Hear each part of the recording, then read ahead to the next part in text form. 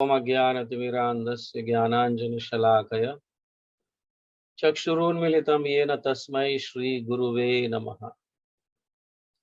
जय श्री कृष्ण चैतन्य प्रभु नित्यानंद, श्री अद्वैत गदाधर श्रीवास आदि गौर भक्त वृंद। हरे कृष्ण कृष्ण कृष्ण हरे हरे, हरे राम राम राम हरे हरे।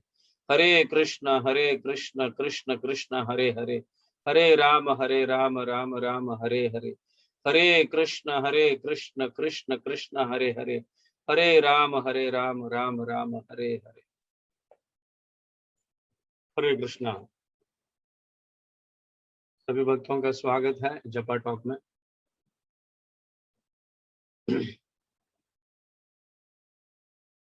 तो हम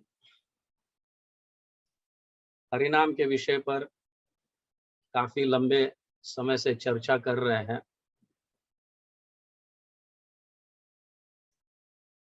अब थोड़ा ही कुछ सेशंस बाकी है।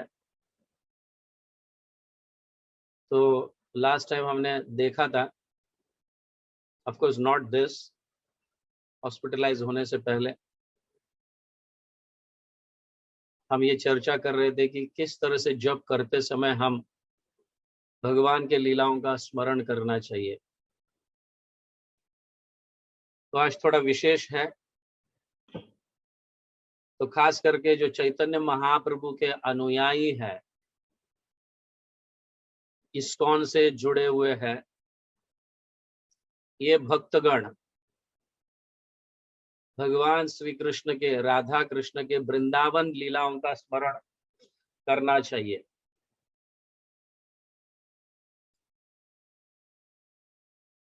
क्योंकि हम गौड़ीय वैष्णवस है, चैतन्य महाप्रभु के अनुयायी हैं, और चैतन्य महाप्रभु ने हमें उच्च रस प्रदान किए हैं, जिसे हम माधुर्य रस कहते हैं। तो उस रस को अगर हमें प्राप्त करना है तो जप करते समय हम वृंदावन के राधा श्याम सुंदर के मनोहर लीला जो है, अनेक लीलाएं हैं, उनका स्मरण हमें करते रहना चाहिए। यही साधन भी है और साध्य भी है। इस तरह का अभ्यास करते रहेंगे तो बहुत ही जल्द हम शुद्ध नाम के स्तर पर पहुंचेंगे। और जब इस स्तर पर पहुंचेंगे तो हृदय में भगवान श्री कृष्ण के इन लीलाओं का दर्शन स्फुरित होने लगेगा, नेचुरली स्फुरित होने लगेगा। क्योंकि शुद्ध नाम जो है, हाँ, हमें प्रेम प्रदान करता है। तो आरंभ में जो है साधक को या भक्त को अनेक प्रकार के लीलाएं हैं, जैसे रस है, शांत रस, दास्य रस, साख्य रस, वात्सल्य रस और माधुर्य रस। और माधुर्य रस में भी स्वकीय भाव और परकीय भाव ये भी है। तो जो भक्तगण आरंभ में अपने हृदय के दोष जो है, काम क्रोध लोभ या अन्य प्रकार के दोष जो है, ये जब तक नष्ट नहीं होंगे या इससे ऊपर नहीं उठेंगे, तब तक भगवान के उन लीलाओं का स्मरण करना चाहिए। या बाल्य लीला में भगवान ने अनेक असुरों का वध किया था। ये अनेक प्रकार के असुर जो भगवान को मारने के लिए आए थे या कंस ने भेजे थे, ये प्रत्येक असुर कुछ न कुछ हमारे हृदय में जो दोष है, जैसे काम, ईर्ष्या, द्वेष, ये भावना जो है, ये सारे असुर कुछ न कुछ प्रदर्शित करते हैं इन भावों को। और भगवान उन्हें नष्ट करते हैं। किस प्रकार से नष्ट करते हैं? इन लीलाओं को पढ़कर हम जब जप करते हैं तो हमारे हृदय के ये सारे दोष एक एक करके नष्ट होने लगेंगे।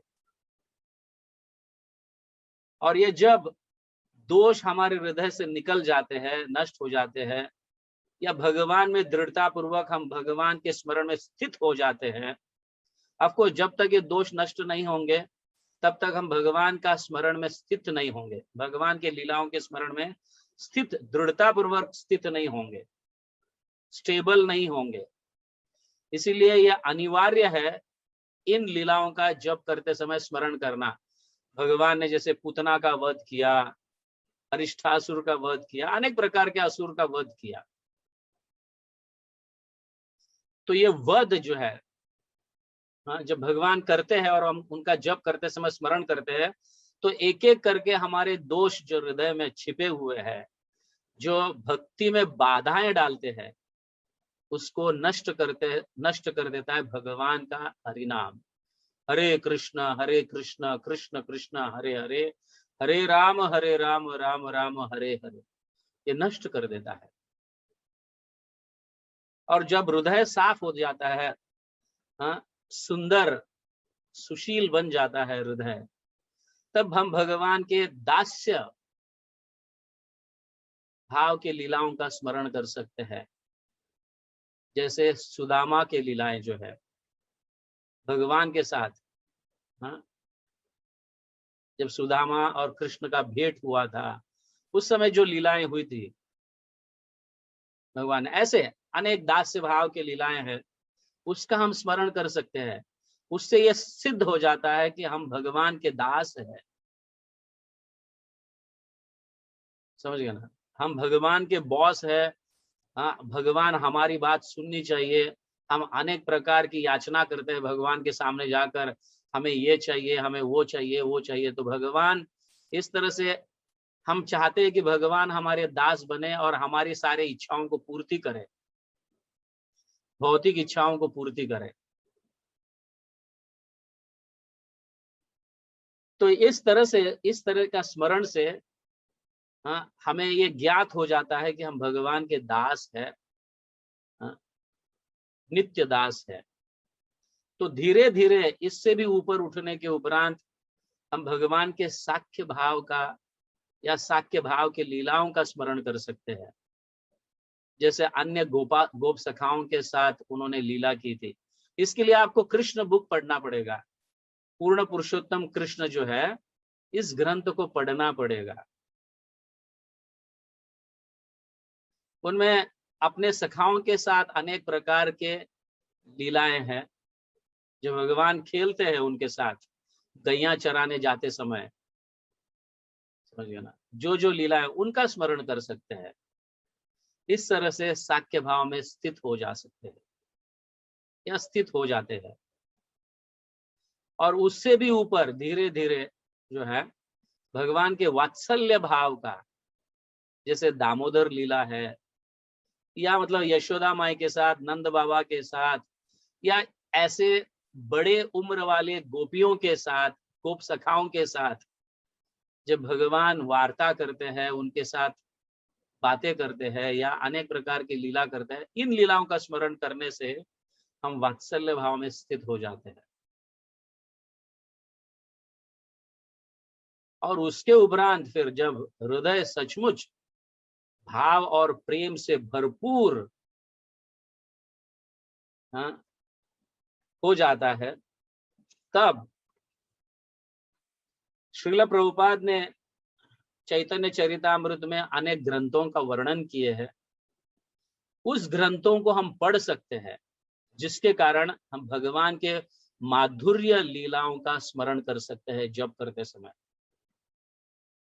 हाँ, जैसे ऑफ कोर्स प्रभुपाद ने श्रीमद् भागवतम लिखे हैं, कृष्ण ग्रंथ लिखे हैं, चैतन्य चरितामृत लिखे हैं, रूप गोस्वामी भक्ति रसामृत सिंधु लिखे हैं, उज्ज्वल नीलमणि भक्ति रत्नागर, चैतन्य मंगल, अनेक हमारे आचार्य अनेक ग्रंथ लिखे हैं। हाँ, विलाप कुसुमांजलि, आनंद वृंदावन चंपू, हाँ, इस तरह संकल्प कल्प ध्रुम, ऐसे अनेक ग्रंथ है जिसमें भगवान के माधुर्य लीलाओं का वर्णन है, खास करके ब्रज गोपियों के साथ। इन ग्रंथों को भी हमें पढ़ना चाहिए। जब इन ग्रंथों को पढ़ेंगे तो हम ब्रज लीला, भगवान के जो वृंदावन के लीला, गोपियों के साथ जो लीला खेले हैं या रचे हैं, इनका स्मरण होने लगेगा।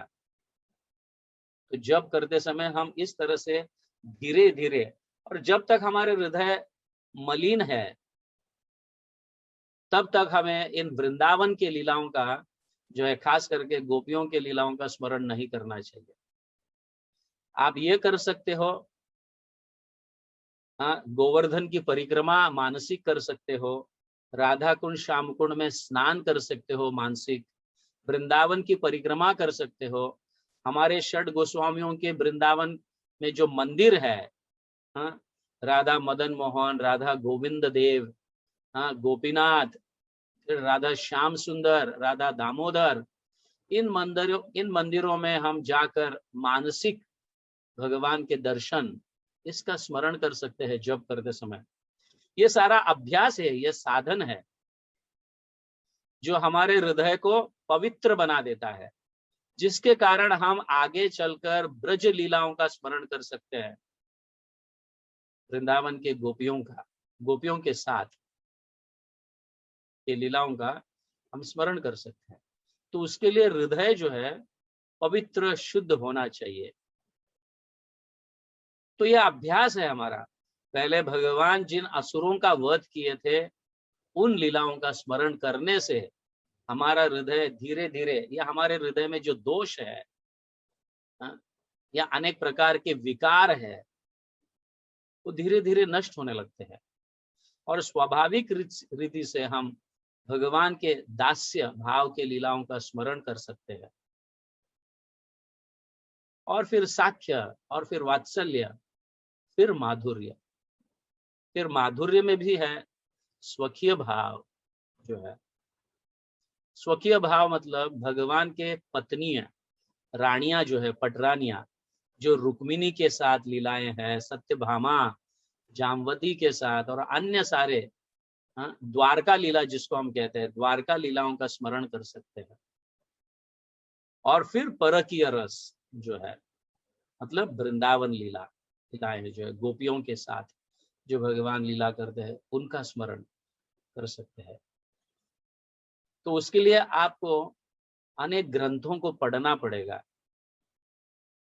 लेकिन जब तक हम प्रभुपाद के ग्रंथों को पढ़ेंगे नहीं, तब तक हमारा हृदय शुद्ध भी नहीं होगा। पहले हम प्रभुपाद के छोटे ग्रंथों को पढ़ने चाहिए, बाद में फिर आत्म साक्षात्कार, फिर बाद में फिर कृष्ण लीलाएं जो है उसे, फिर भागवतम, फिर चैतन्य चरितामृत, फिर बाद में हम फिर अन्य आचार्यों के ग्रंथों को पढ़ सकते हैं, उज्ज्वल नीलमणि कहो, या अनेक जो विश्वनाथ चक्रवर्ती ठाकुर। सो कुछ जो हमारे आचार्य है, एकदम मतलब साइंटिफिकली, टेक्निकली भी उन्होंने बताया है कि किस तरह से हम भगवान के लीलाओं का स्मरण कर सकते हैं, क्या क्या करना चाहिए।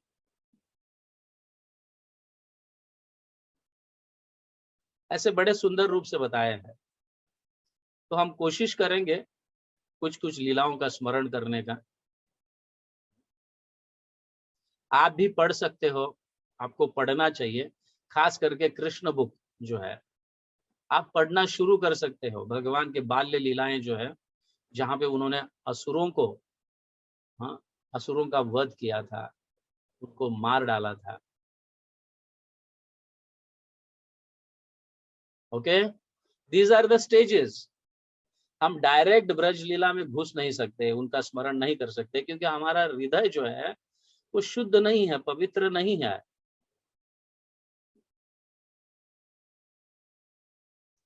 तो हम खुद जानते हैं कि हमारा हृदय कितना मलिन है, कितना शुद्ध है, कितना पवित्र है, हम खुद जानते हैं। मैं आपके हृदय में बैठकर या घुसकर नहीं देख सकता कि नहीं नहीं तुम इसी लीलाओं का स्मरण करो, ऐसे मैं नहीं कह सकता। क्योंकि प्रत्येक व्यक्ति, प्रत्येक जीवात्मा अपने हृदय को जानता है कि मैं कितना पवित्र हूं, कितना शुद्ध हूं, या कितने मेरे हृदय में अनेक प्रकार के विकार और दोष है, वो खुद जानता है। इसलिए डायरेक्टली हम कहीं ऐसे उच्च लीलाएं जो है उनका स्मरण नहीं करना चाहिए। जो पद्धति है उसी पद्धति के अनुसार हमें करना चाहिए। और हमारा हृदय तो ऑफ कोर्स शुद्ध नहीं है, पवित्र नहीं है। हम अनेक प्रकार के भौतिक इच्छाओं से बंधा हुआ है हमारा हृदय। तो उसको नष्ट करने के लिए इन लीलाओं का स्मरण करना अत्यंत आवश्यक है जप करते समय। तब जाके हमारा हृदय शुद्ध होगा। फिर हम धीरे धीरे ऊपर के स्तर पर उठ सकते हैं। Is it clear? क्योंकि प्रत्येक व्यक्ति अपने हृदय को जानता है। दूसरा व्यक्ति, भले वो पत्नी क्यों ना हो या पति क्यों ना हो, बच्चे क्यों ना हो, माँ बाप क्यों ना हो, किसी के हृदय को कोई नहीं जान सकता। And don't try to cheat yourself. हम अपने आप को ठगना भी नहीं चाहिए। ओ मैं बहुत शुद्ध हूँ बोलकर हम इन लीलाओं के, उच्च लीलाओं का स्मरण करने लगते हैं और देखा तो क्या हमारा हृदय अभी भी भौतिक चीजों में आसक्त है। Is it clear? हाँ। सो इस तरह से हमें जप करते समय स्मरण करना चाहिए। हो सकता है उतना आप गोवर्धन परिक्रमा कहो या परिक्रमा में आने वाले अन्य स्थलियों का दर्शन इस तरह मानसिक कर सकते हैं और हमारे बुद्धि को और मन को व्यस्त रख सकते हैं इस तरह से। नहीं तो फिर वो कहीं और जाता रहेगा जप करते समय, क्योंकि हमारे हृदय में अनेक प्रकार के विकार है।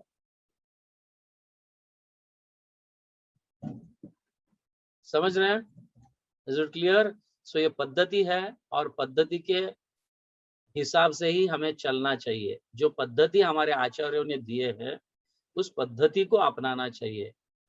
तो हम अपने आप को बहुत ऊंचे भक्त, इतने सालों से मैं जप करता हूँ, हाँ इतना ये करता हूँ वो करता हूँ, ऐसी सेवाएं वैसी सेवाएं करता हूँ,